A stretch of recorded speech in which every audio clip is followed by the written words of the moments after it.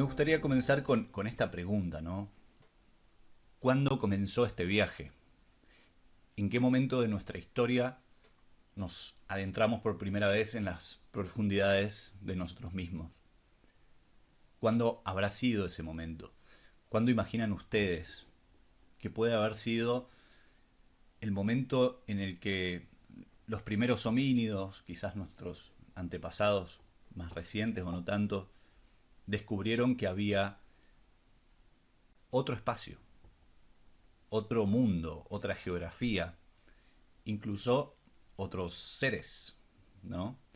Personajes del mundo de los sueños, de la imaginación, o quién sabe, quizás de otra realidad. Entonces, vamos a remontarnos un poquito a los orígenes de lo que yo creo en base a cierta investigación que he hecho y vengo haciendo, y que en algún punto está bastante bien documentado. Parece ser que las primeras expediciones psiconáuticas ocurrieron mucho más antes de lo que podemos imaginar. Uno tiene la psiconáutica como algo quizás de la historia reciente, claro, desde cuando se acuña el término, asociado con el uso de sustancias y demás. Pero si nos ponemos a indagar un poco en la historia lejana, encontramos esto en cuevas. Pinturas, pinturas que consideramos rupestres y que curiosamente se ha demostrado, hay mucha evidencia, digamos, a favor de que estas pinturas pueden haber sido llevadas a cabo en estados no ordinarios de conciencia, ya sea por la privación de oxígeno, la hiperventilación, el ayuno o incluso la ingesta de sustancia, incluso en situaciones de estrés. Sabemos que las cuevas facilitan un entorno donde claramente la percepción actúa de una manera distinta. Eso sí está mejor documentado. Acá hay un libro que se llama The Mind and the Cave, Conciencia y los orígenes del arte. Me parece que acá, si quieren remitirse a esta idea, pueden ir por este lado, este libro quiero decir. Entonces, aunque no estuviese denominada como tal, la psiconáutica es mucho más antigua de lo que imaginamos, ¿sí? En el texto que les he enviado, quienes lo han leído van a encontrarse con esto de que no es exagerado decir que como especie tenemos mucho más milenios de experiencia como psiconautas que como agricultores o constructores de ciudades. Esto es lógico pensarlo por el lado de que el desarrollo agrícola comenzó aproximadamente hace 10, 12 mil años atrás, igual que el desarrollo de las ciudades. Aunque bueno, cada vez parece estar habiendo más evidencia de que somos más antiguos en ese sentido como constructores de ciudades. Pero, por ejemplo, estos estudios que podemos encontrar en Austin, quizás un autor que indaga sobre las prácticas de exploración de la conciencia en el Paleolítico, parecen haber registros de 40.000, 50.000 años donde se encuentran justamente registros fósiles, de evidencia arqueológica que está relacionada con prácticas de alteración o modificación de los estados de conciencia. Mircea Eliade es una obra que, si les interesa el chamanismo, tienen que ir a ella. Tiene su famoso libro El chamanismo y las técnicas arcaicas del éxtasis. Lo interesante de la propuesta de Eliade es que él de alguna manera demuestra el origen chamánico de las grandes religiones. Y chamanismo acá es sinónimo de psiconáutica, ¿sí? Obvio que es más que eso, en el sentido que podemos entenderlo a priori, pero implica un fuerte interés en la exploración psiconáutica. Porque si nos preguntamos a su vez cómo inició el chamanismo, nos tenemos que remitir a estas exploraciones en cuevas, no solo en cuevas, sino también a través de bailes, ¿sí? de distintas prácticas que funcionaron como detonadores de experiencias alternas.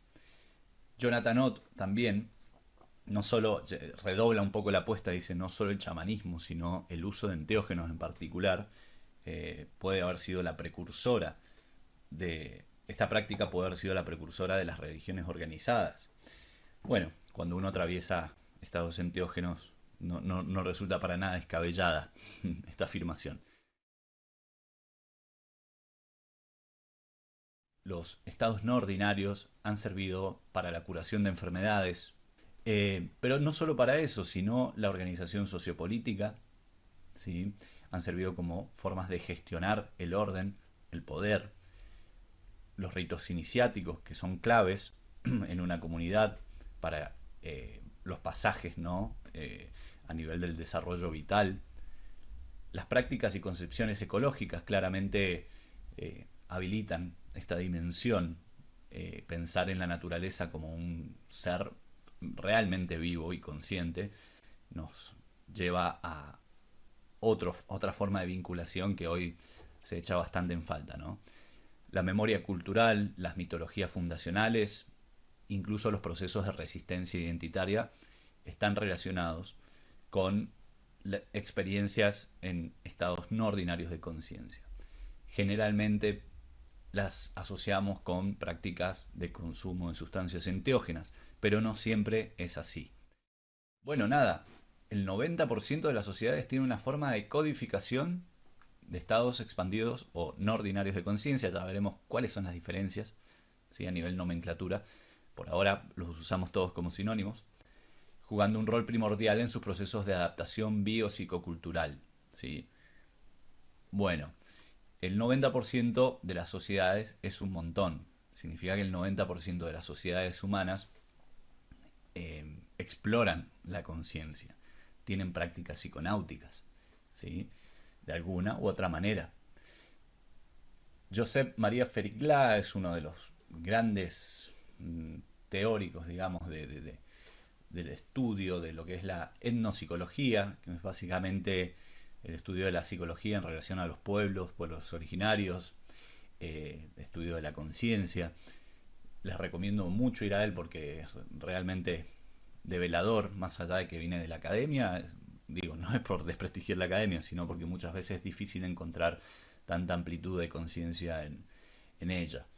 Él propone que los estados no ordinarios deben ser aprovechados de manera empírica, aplicados en marcos psicoterapéuticos y de intervención social, porque claramente ha visto cómo operan en pueblos, en culturas no occidentales. Y bueno, la propuesta de alguna manera es decir, che, si esto ha funcionado de esta manera, no nos tenemos que perder de vista.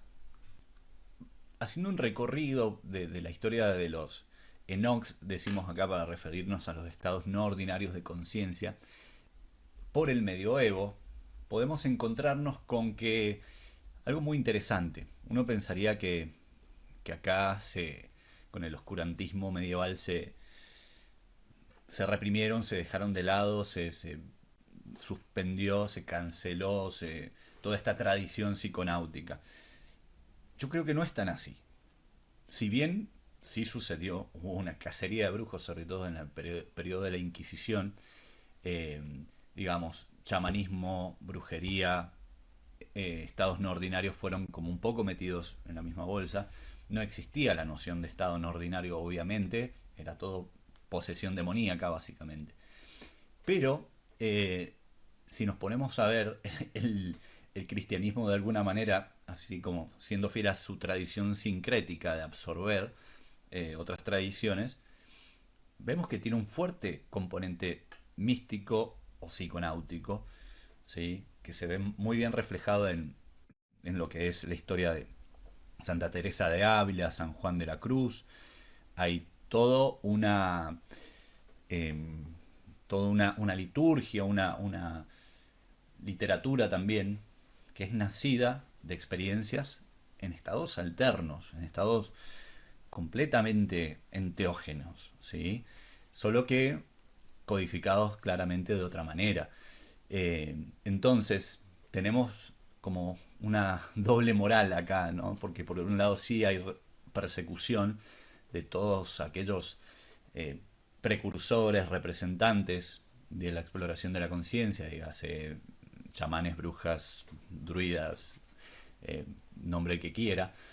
Pero por otro lado, hay una disposición a vivir estos estados, solo que codificados a través de Dios. Ahora, las técnicas, fíjense qué interesantes. Estas son las psicotécnicas del cristianismo más medieval. Eh, el flagelo, el flagrum y el sílice, creo que se llama, que es es como, bueno, una red metálica que se enrosca alrededor de la pierna para generar un dolor constante, básicamente. Sabemos hoy que el dolor es un inductor, no sé si de estados radicales de conciencia, pero sí modula un estado de conciencia a través de los niveles de placer, de la segregación de endorfinas y demás. Y claramente se pueden alcanzar ciertas experiencias interesantes. Ahora, sí veo yo que es en la modernidad donde más se marginó a este fenómeno. Vamos a decir fenómeno, aunque sea un poco reductivo, pero la modernidad me parece que nos alejó todavía más, porque en el cristianismo, si bien había represión, era más integrado, más integrable estos fenómenos de la conciencia. En la modernidad directamente entramos en una fase que comienza con las revoluciones industriales, de un materialismo más acérrimo, donde la mayor parte, si bien no es excluyente de que hayan habido otras exploraciones, eh, hubo una marginalización, una infravaloración de todo lo que tenía que ver con experiencias en lo que fueran estados no ordinarios. Justamente acá es cuando empieza a predominar la razón, la lógica, el racionalismo, la ilustración, todo lo que sea racional es puesto en el pedestal y todo lo que no reducido al ámbito de la pseudociencia o culturas primitivas, etcétera. También acá es donde comienzan las grandes problemáticas de consumo. Yo tengo un canal de YouTube donde, bueno, una de las intenciones fue explorar esto, el tema del uso de sustancias a lo largo de la historia.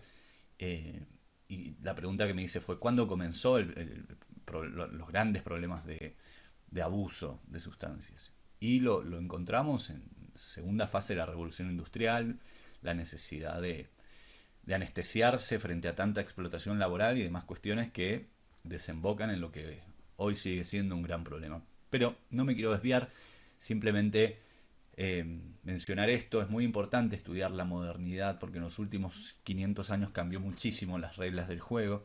Ahí les recomiendo a Ana María Llamazares, antropóloga argentina, que ha sabido cartografiar muy bien este cambio de era, de paradigma, que justamente arrastra consigo a a los estados no ordinarios hasta los resurgimientos. Yo les llamo resurgimientos como haciendo un copy-paste de los renacimientos psicodélicos, pero enfocados en la conciencia. Esto sucede ya a finales del siglo XIX, comienzos del XX, con William James, Titchener, Freud.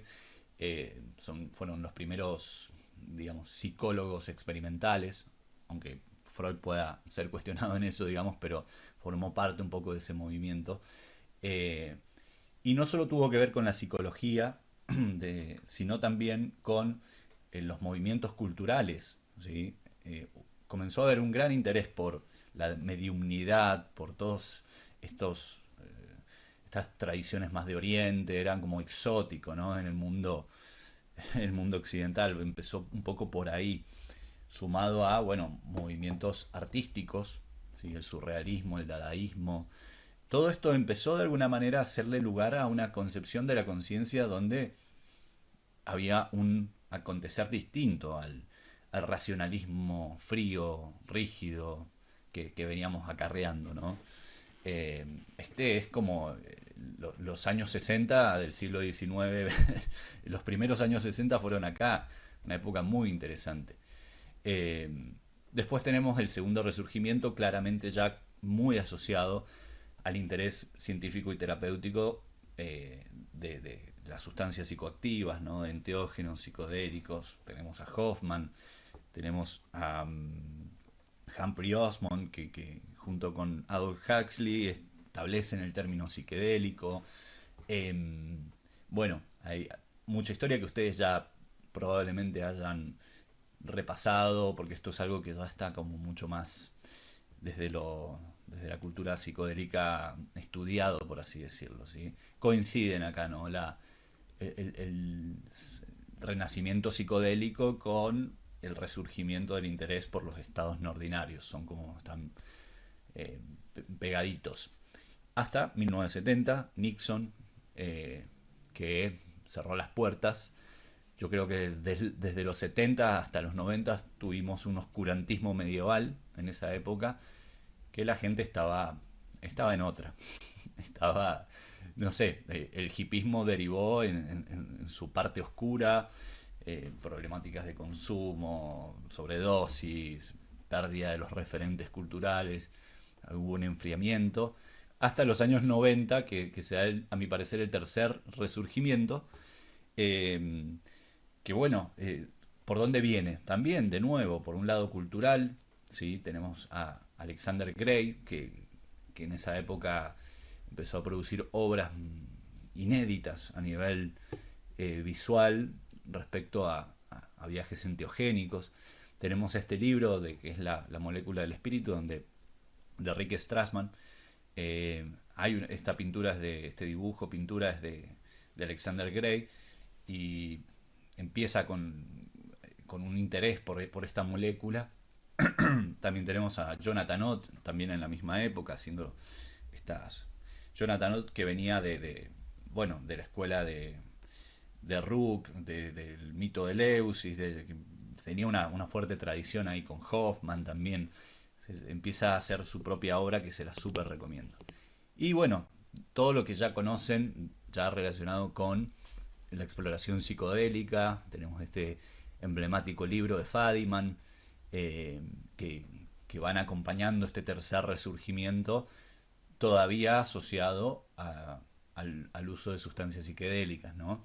Pero a su vez dándole también interés a la conciencia misma, ¿sí? A qué pasa con la conciencia. Precursores de las disciplinas, yo planteo tres: curanderos y chamanes, ¿sí? Son los primeros, son quienes sentaron las bases, quienes siguen sentando las bases. Es interesante mencionar que esta es un área donde las mujeres sí han tenido más lugar a nivel histórico, sobre todo en la historia reciente, donde, bueno, lo que ha abundado ha sido la represión, la normativización. La mujer ha tenido un rol muy importante, aparte del rol que ha sido socialmente asignado en la historia moderna y antigua. Lo cual enriquece el área de estudio. Fíjense que en lo que respecta al desarrollo en Occidente, está copado por varones la investigación. Pero bueno, eso responde también a una época victoriana, un siglo que estuvo marcado por el sexismo y la diferencia, la desigualdad de género. Budismo. Yo creo que esta es la escuela más representativa. Dice acá religiones psiconáuticas, le puse, pero no es en sí una religión, sabemos. Pero sí una disciplina de autoconocimiento que es psiconáutica en sí misma. Pone a la conciencia en el centro esta disciplina y desarrolla técnicas para acceder a ella en diversos estados. Propone una psiconáutica de la conciencia ordinaria, una psiconáutica de la conciencia no ordinaria, un mapeo de la conciencia, que está en el Bardo Todol, un libro que realmente es un hermoso ejemplo de mapa de la conciencia, o que lo relacionen con una práctica espiritual, de viaje del alma. A su vez es muy psicológico, es un tratado psicológico interesantísimo. Otros de los precursores son los artistas, ya mencionaba Alexander Gray,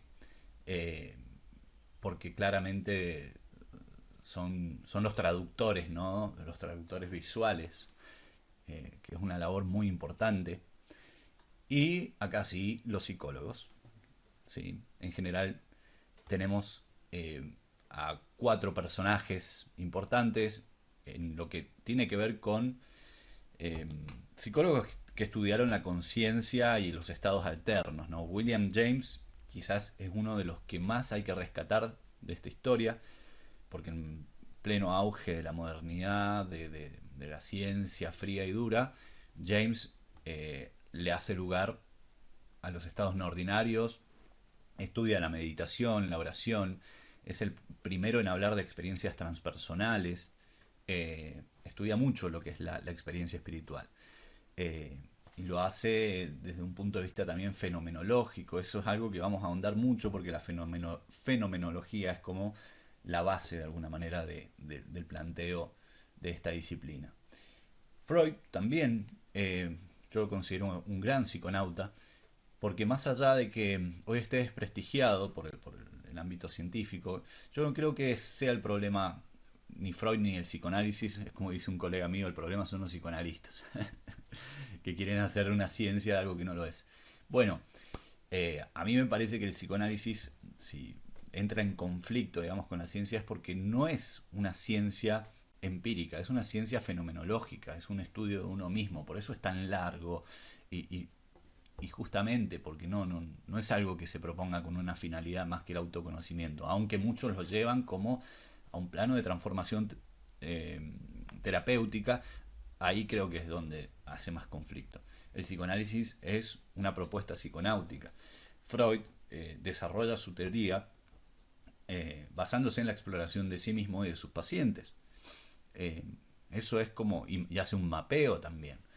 Entonces es muy interesante verlo así. Yo creo que le habilita otra dimensión de estudios y no centrado tanto en cosas que no puede dar, sino más bien en cosas que sí. Y primero lo hace a través de la hipnosis, a este estudio, después a través de la palabra, de la asociación libre, otras técnicas, ¿no? Bueno, qué decir de Carl Jung. Podríamos decir que junto con el que sigue son los representantes más importantes del siglo XX en cuanto al estudio de los estados no ordinarios.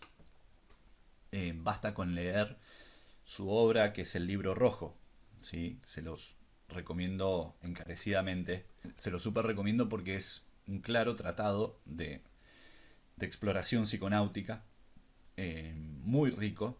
Y claramente este señor tenía las puertas de la percepción abiertas, porque lo que logra percibir, comprender o sintetizar de sí mismo es apabullante, ¿sí? Incluso hasta predicciones logró hacer. Predijo en ese texto el advenimiento de la Primera Guerra Mundial de una forma muy clara.